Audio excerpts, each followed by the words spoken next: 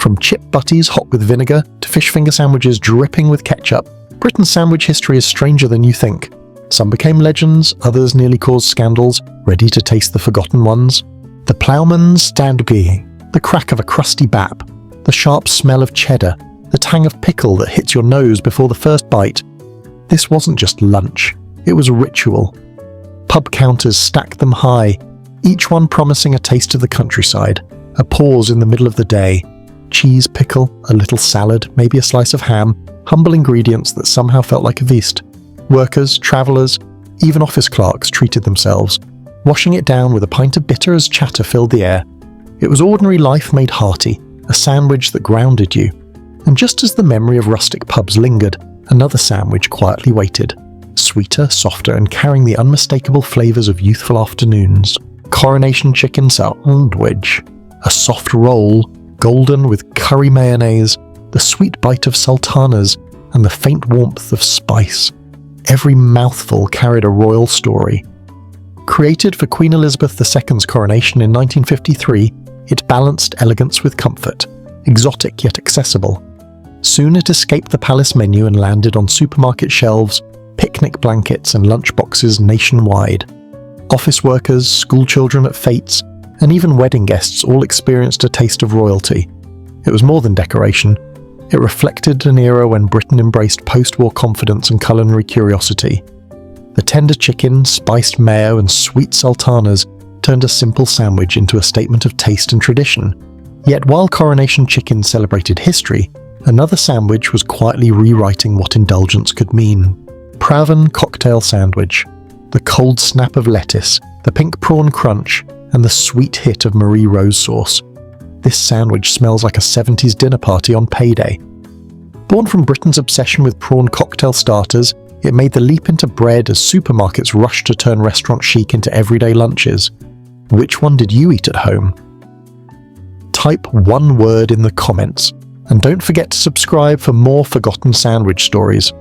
Office workers unwrapped it at their desks while mums packed it into Tupperware for seaside picnics. It felt fancy, a little flirty, a touch of glamour tucked into sliced white bread. And this detail says more about the 70s than you might expect. It was luxury you could hold in one hand. Comfort food? Not always. The next one shocked even its fans. Chip butty. The soft give of white bread, butter melting into the crust, and the salty steam of freshly fried chips. Pure comfort in every bite. Born in northern chippies and soon spreading nationwide, the chip butty became cheap, hearty fuel for workers trudging home after long shifts. School children clutched them with pocket money in hand, drenching the chips in vinegar while ketchup dribbled down their wrists. At greasy spoons and market stalls, this humble sandwich turned rainy Saturdays and late-night cravings into small celebrations. It was simple, unpretentious, and entirely satisfying. Ordinary bread elevated by grease, salt, and warmth. The joy wasn't in luxury. It was in the ritual, the smell, the bite, and the nostalgia it carried. A true icon of everyday British life. Bacon butty. The sizzle of thick-cut bacon, smoky aroma curling through the air, and the squelch of tangy brown sauce meeting buttered bread. Every bite was a sensory hug. Born in greasy spoons of northern towns and spreading to roadside cafés across the UK, the bacon butty fueled factory workers, commuters, and early risers alike. School children sneaked them into lunchboxes, office staff grabbed them for breakfast on the go, and friends lingered over mugs of tea, swapping stories as sauce dripped down fingers. Simple yet indulgent, messy yet comforting, it turned ordinary mornings into small celebrations. It seemed practical at first glance, but in truth it became iconic, a flavour-packed symbol of British breakfast culture that warmed both bellies and hearts. Still beyond its smoky charm, another humble bite was ready to challenge its crown. Fish finger sandwich. The crisp golden crunch of fish fingers, the tang of tartar sauce, or the sweet splash of ketchup. Every bite brought back school lunch memories. Introduced in the 1950s by Birdseye, these sandwiches quickly leapt from frozen boxes to lunchboxes and cafe counters across Britain. Kids tore into them after school, parents served them on plates for quick dinners, and pubs even offered a grown-up version with lettuce and lemon. It was comfort food in its purest form, simple yet beloved, the kind of meal that turned ordinary days into something special. For families, it was just normal life, but today it feels strangely nostalgic. And just as fish fingers had their moment, another crispy favourite was about to turn the idea of a sandwich into something entirely unexpected. Cucumber tea sandwich. The delicate snap of crustless white bread, the cool, faintly grassy scent of cucumber, and the subtle brush of butter across your tongue. A tea time ritual in miniature. Served at genteel afternoon teas from Edwardian parlours to 1970s drawing rooms, it was a symbol of refinement and calm. Guests sipped their Earl Grey, hands poised on delicate china, as these sandwiches appeared on tiered trays, tiny and perfect. Children watched in awe, adults savoured the subtle luxury, and conversation floated around them like the scent of freshly cut cucumber. It was understated, elegant, and entirely British. It faded away, but its memory still defines the decade. That was posh tea. Now let's return to something heartier, where bacon greets bread in a messy, glorious hug. Spam and brown sauce sandwich. That metallic ping as the tin key twists open. You can almost smell the salty pork before it hits the pan. The slices sizzle, crisping at the edges, filling the kitchen with a smell that feels both cheap and comforting. During World War II, when fresh meat was scarce, this was dinner. A slab of fried spam between thick bread, brown sauce soaking through. It became a small nightly ritual, kids waiting for the pan to spit before running to the table. Even after rationing ended, Dad still packed them for factory lunches, keeping the habit alive. This wasn't posh food, it was grit and survival on a plate. Spam kept Britain fed, but the next sandwich, it's fresher, greener, and a total shift in mood. Egg and cress sandwich. The faint sulphur scent of boiled eggs mixes with the fresh peppery tickle of garden cress, a smell that instantly says summer. These were the sandwiches you'd see lined up on wax paper at every park picnic or church outing, edges curling slightly under the sun. Mum would mash the eggs with a dollop of salad cream, sprinkling cress she'd grown on the windowsill, then tuck them neatly into soft, white triangles. It wasn't fancy food, just the taste of lazy Sundays, kids chasing footballs on the grass, adults gossiping on checkered blankets. The crunch of cress with the creamy egg was a simple pleasure everyone agreed on. Pure, quiet comfort between slices of bread. But just beyond that calm simplicity, another classic was waiting. Bolder, noisier, impossible to ignore.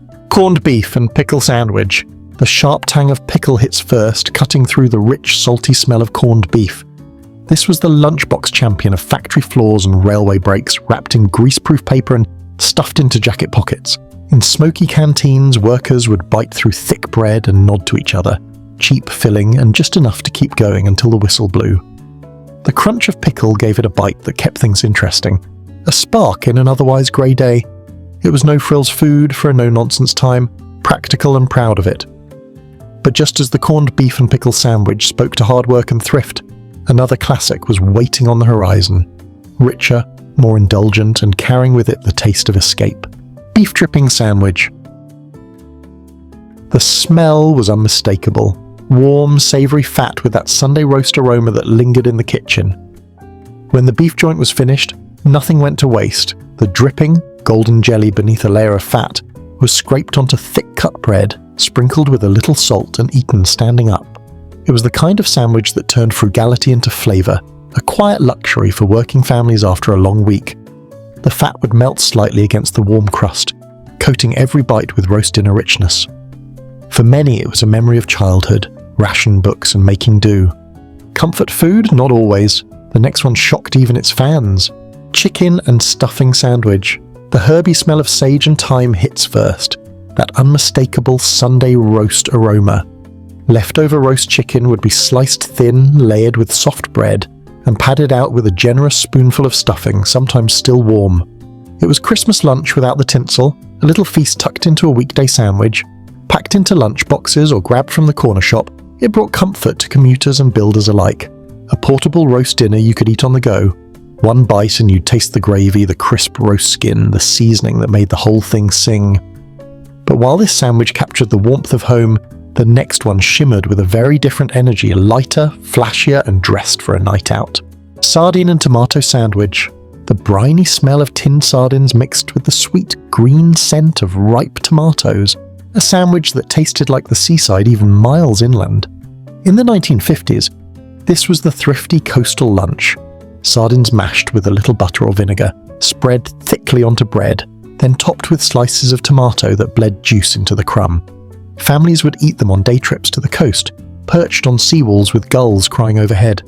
It was cheap, oily, filling, but a way to bring the sea to your plate even on rainy days. The tang lingered long after the last bite, sharp and unforgettable. Yet as seaside thrift fed hungry crowds, another sandwich was waiting in the wings, heartier, smokier, and carrying a heat that changed everything. Liver pâté and cucumber sandwich. There's a deep earthy smell when you spread liver pâté, rich and velvety, across soft white bread. Then comes the cool crunch of cucumber, cutting through with a snap. This was the sort of sandwich your grandparents served at bridge nights or Sunday teas, a quiet nod to a more formal table. It carried a sense of sophistication, even when made from humble liver, turning leftovers into something closer to a delicacy. In pubs, it often came with a pickled onion or a half pint, a small indulgence before heading home. The charm was obvious, but so were the problems. Not everyone could stomach its strong flavour. From polite teas to full-on feasts, the next one came piled high with sliced beef and onions. Tongue sandwich. The first bite was tender, almost silky, cold sliced beef tongue laid flat on the buttered bread. Its faintly spiced, meaty smell filled the kitchen when the lid came off the tin. Once considered a delicacy, this was the centerpiece of Edwardian teas and post-war buffets alike. Served on platters with gherkins and mustard, it was food for christenings, wakes, and family gatherings. The kind of thing you ate politely, without asking too many questions. Its texture divided the table. Some called it melt in the mouth, others refused it altogether. It faded away, but its memory still defines the decade of frugal feasts. From delicate slices to sticky sweetness, the next sandwich brings out the jam jar. Potted shrimp sandwich. The smell was unmistakable. Nutty brown butter infused with mace and cayenne, carrying that gentle whisper of the sea. Potted shrimp was spread thick over brown bread, the butter melting just slightly against the crust. Once a favourite of seaside hotels and proper Lancashire tea rooms, this sandwich was quietly luxurious, a nod to Britain's love affair with shellfish. It was food for Sunday teas, train journeys to the coast, and quiet pub suppers where the bar smelled faintly of salt and beer. One bite and you got the spice, the sweetness, the sea, all in one. At first glance it looked practical, but in truth it was indulgence disguised. And after the sea's whisper faded, another flavour waited inland, earthier, humbler, and steeped in rustic tradition. Cheese and onion sandwich. The sharp bite of raw onion hits your nose before the first bite, mixing with the nutty smell of strong cheddar. This was the sandwich of builders' lunchboxes, packed between thick slices of bread that soaked up the cheese's tang. In factories and work sites it was cheap fuel, a no-nonsense way to keep going until the bell rang. Some added a splash of pickle, others kept it plain, but the crunch of onion against the creamy cheese was always the same. It filled the room with its unmistakable aroma, love it or hate it. Yet as this sharp, savoury combination left its mark on taste buds, another sandwich quietly waited, softer, more fragrant, and carrying the kind of warmth that made every bite feel like home. Marmite and lettuce sandwich. Open the jar and the smell hits, dark, salty, almost smoky. Spread thinly on soft bread, it clung like thaw, then got topped with the fresh crunch of iceberg lettuce. This was the sandwich that split households right down the middle. Some swore by its savoury punch, others wouldn't let it near their plate. It turned up in school lunchboxes, late-night student snacks, and office desks, leaving its unmistakable aroma behind. For those who loved it, it was pure umami bliss, a bite that woke you up. For everyone else, pure horror. Think you've tasted salt? Wait until you hear this one. From sharp and salty to creamy and comforting, the next sandwich softens the edges with egg and cress. Cottage cheese and pineapple sandwich. The first thing you noticed was the smell. Milky, slightly sour cottage cheese with the sweet tropical hit of tinned pineapple.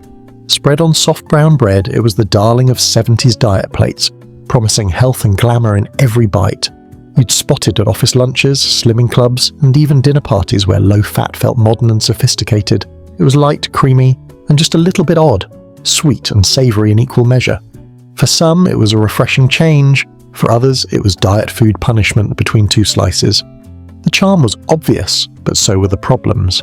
Yet while pineapple carried the 70s promise of chic, another sandwich quietly waited, familiar, green and peppery, ready to evoke the nostalgia of everyday picnics. Roast beef and horseradish sandwich. The first whiff is unmistakable. Cold roast beef, savoury and rich, still carrying yesterday's gravy aroma. The slices go down on crusty bread, and then comes the horseradish, sharp nasal clearing, enough to make your eyes water if you're generous. It was the Monday ritual after a big Sunday roast, the reward for sitting through long family lunches. In pubs, it arrived with a pint and a handful of crisps, the perfect bridge between lunch and last orders. The contrast made it addictive: tender beef, fiery bite, soft bread. This was Britain's portable Sunday roast, packed up for workmen, travellers, and anyone who needed a taste of home on the go. But once the fire of horseradish faded, another sandwich waited, humbler, sharper in its own way, and defined by its unapologetic crunch. Ham and peas pudding sandwich. The smell was savoury and earthy.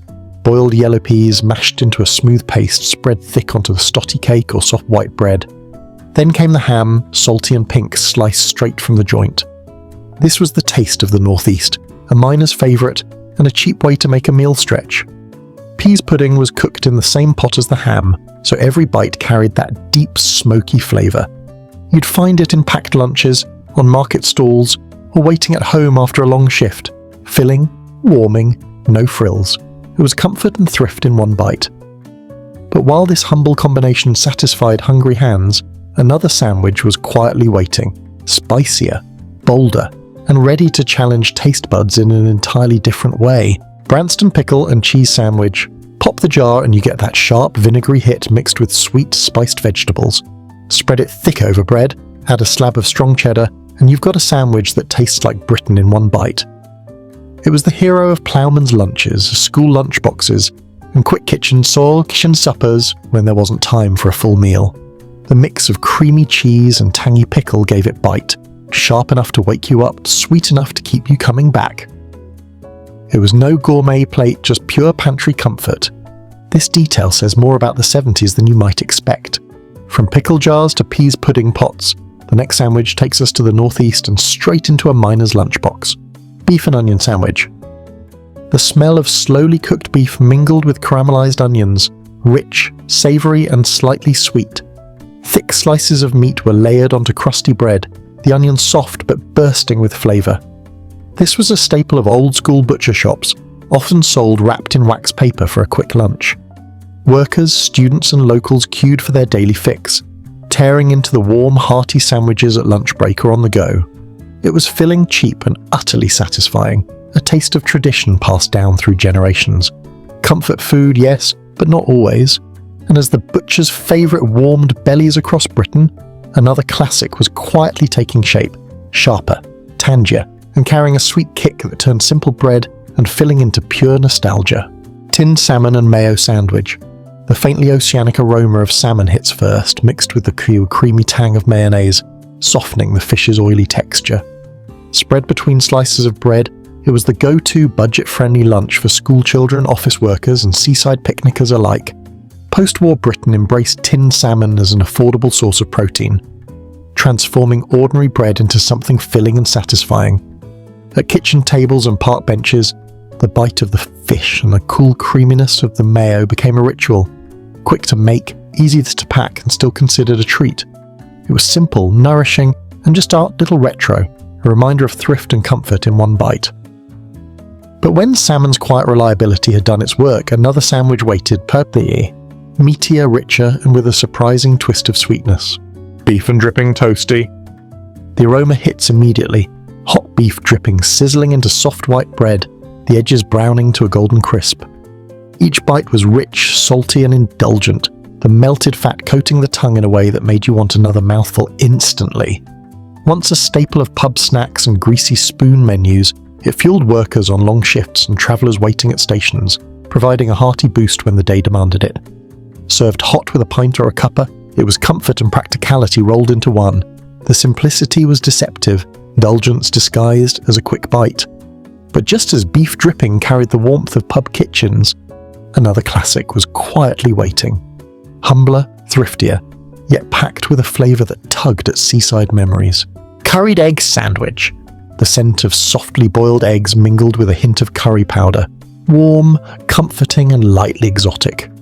Mashed with mayonnaise, the mixture spread smoothly across soft white bread, giving a gentle tang to appears with every bite. This was a favourite in school lunchboxes, office canteens and picnics, a simple sandwich with just enough spice to feel special.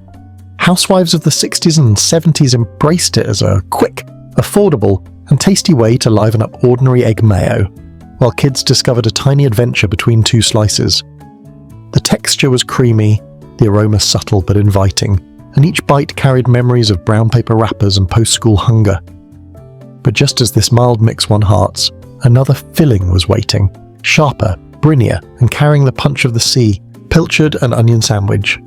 The smell hits before the first bite, oily, briny pilchards mingling with the sharp tang of raw onions. Spread thick on the buttered brown or the white bread, it was a seaside classic, filling lunchboxes for families on day trips to the coast and sustenance for dock workers at dawn. Children learned to love the strong taste of the fish, fishermen carried them to the harbour, and small cafés wrapped them in wax paper for passers-by, proud of their inexpensive, hearty snack. Each bite was bold and unmistakable, a little messy, a lot of flavour, and completely unapologetic. It was cheap, nourishing, and iconic of post-war coastal life. From salty seaside indulgence to creamy, mild curried eggs, the next sandwich softens the edges and brings gentle comfort to the plate. Luncheon meat and piccalilli sandwich. The first bite is a mix of tang and savour, bright yellow piccalilli crunching against slices of salty luncheon meat, the mustardy tang cutting through the rich processed texture. This was a staple of post-war packed lunches, corner shops and casual pub grub, giving cheap, filling food a splash of colour and punch. School children tucked them into brown paper wrappers, office workers grabbed them on busy mornings, and families enjoyed them at Sunday picnics when the budget was tight but flavour still mattered. Each bite was a balance of soft, salty meat and crisp, piquant vegetables, a small celebration of thrift and taste. From tangy picnic staples to bold coastal flavours, the next sandwich brings strong pilchard and onion to the table. Crab paste sandwich. The aroma is unmistakable, salty, slightly fishy, with a hint of brine that whispers of the sea. Spread generously on buttered brown or white bread, the smooth, tangy crab paste made a quick lunch feel like a coastal treat. In the 60s and 70s it appeared in school lunchboxes, office sandwiches and seaside cafés, offering a small taste of luxury for a few pence. Children grew up with its distinct flavour, adults savoured it on rainy picnics, and its creamy texture spread easily, keeping the bread soft and moist. Each bite was a little bite of nostalgia, a connection to simpler seaside days. Yet as the smooth seafood lingered, another sandwich waited quietly, vibrant, tangy, and bold enough to jolt the taste buds in an entirely new way. Beef and mustard watercress sandwich. The first bite hits with a peppery zing, crisp watercress paired with thinly sliced tender roast beef and a whisper of sharp mustard. On soft white bread, it was the Victorian lunchbox classic, elegant yet simple, enjoyed in garden picnics, railway journeys and tea time gatherings. Gentlefolk tucked them into napkins, children carried them to school, and office workers kept them in their baskets for a midday lift. The crunch of fresh greens cut through the richness of beef, making every bite balanced and satisfying. This sandwich carried a sense of refinement, a nod to manners and presentation, even in humble homes. Yet as this touch of Victorian elegance lingered, another sandwich quietly waited, creamier, richer, and carrying the subtle taste of the sea. Bubble and squeak sandwich. The first thing you notice is the tuile, fried cabbage, potato and carrot sizzling together in the pan with a faint, comforting smokiness. Piled between slices of buttered bread, this was the ultimate way to turn Sunday dinner leftovers into a portable meal. Families packed them for picnics, children carried them in brown paper wrappers to school, and workers grabbed them from canteens when lunch was hurried. The texture was hearty, soft potato, crunchy vegetables, and a slight crisp from the pan. It was thrifty, filling, and entirely satisfying, proof that leftover food could be delicious. Yet while this humble sandwich satisfied hungry hands, another waited quietly, elegant, refined, and carrying the subtle kick of peppery greens. Black pudding sandwich. The smell hits first, rich, iron-heavy black pudding, fried until the edges crisp, mingling with tangy ketchup or HP sauce.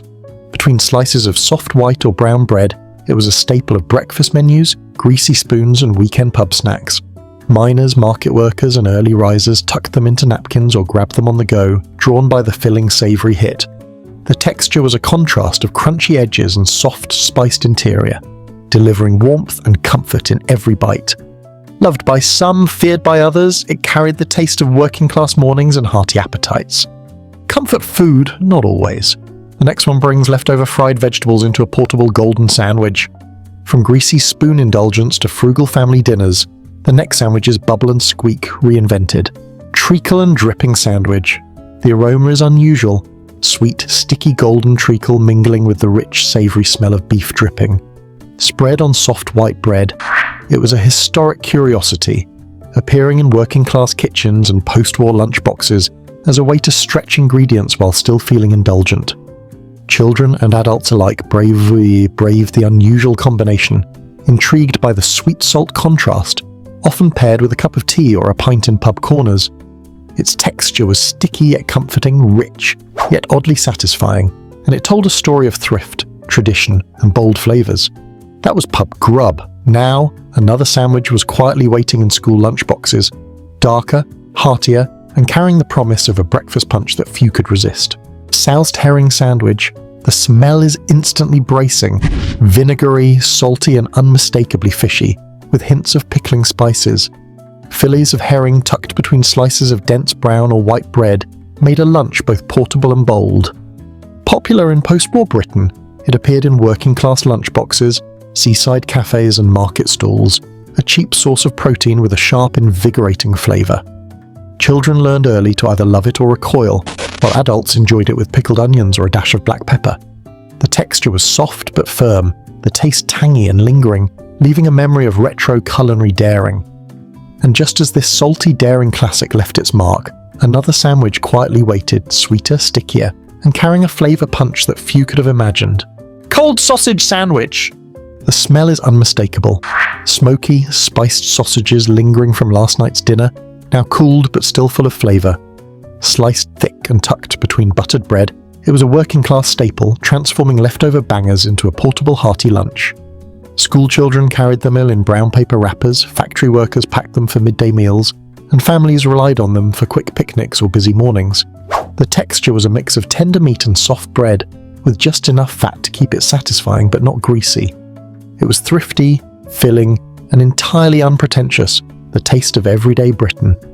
Yet while this frugal classic satisfied hungry hands, another sandwich quietly waited, sharper, tangier, and carrying the briny punch of the sea. Turkey and cranberry sandwich? The first bite is fragrant, cold roast turkey, subtly seasoned, paired with sweet, tangy cranberry sauce that seeps into the soft bread. A post-Christmas classic, it turned leftovers into a festive treat, carried in lunchboxes or enjoyed as a quick snack at home. Families, office workers, and school children alike savoured the contrast of tender meat and sticky sweet cranberry, making a simple sandwich feel celebratory. The texture was moist yet hearty, the aroma festive, and each bite a reminder of holiday feasts. It was convenience and nostalgia rolled into one, a bridge between Christmas cheer and everyday life. Yet as the festive flavours faded, another sandwich quietly waited, smokier, meatier, and ready to turn yesterday's dinner into a bold handheld indulgence. Herring roe paste sandwich. The first whiff is briny and slightly fishy, with a creamy, salty aroma that hits immediately. Spread thickly on soft white bread, herring roe paste was a post-war staple, cheap and filling for families navigating rationing and tight budgets. Children carried them in lunchboxes, workers tucked them into brown paper wrappers, and small cafés served them as a quick, protein-rich snack. The texture was smooth, slightly grainy, and surprisingly satisfying, while the flavour was sharp yet comforting, a taste many grew up with. It was simple, economical, and unpretentious, a sandwich that tells the story of resilience and creativity in tough times. From budget-friendly fish to festive leftovers, the next sandwich layers tender turkey with sweet, tangy cranberry sauce. Chutney and cheese savoury sandwich. The first bite is a melody of flavours, tangy, spiced chutney, oozing over slices of sharp, creamy cheddar, the aroma both sweet and savoury. Served on soft white or brown bread, It was a tea room favourite, elegant yet comforting, perfect for afternoon tea or light lunches. School children sometimes brought them in lunchboxes, while adults enjoyed them alongside a steaming pot of tea, delicate sandwiches stacked neatly on doilies. And if you're still with me enjoying these nostalgic flavours, why not give the video a like, share it with friends, and subscribe for more? The texture was a balance of soft bread, smooth cheese, and sticky flavour-packed chutney, a little indulgence that didn't feel excessive. Yet as this sweet, spicy classic lingered, another sandwich quietly waited, sharper, brinier, and carrying the bold taste of post-war coastal ingenuity. Mince and onion sandwich. The aroma hits instantly.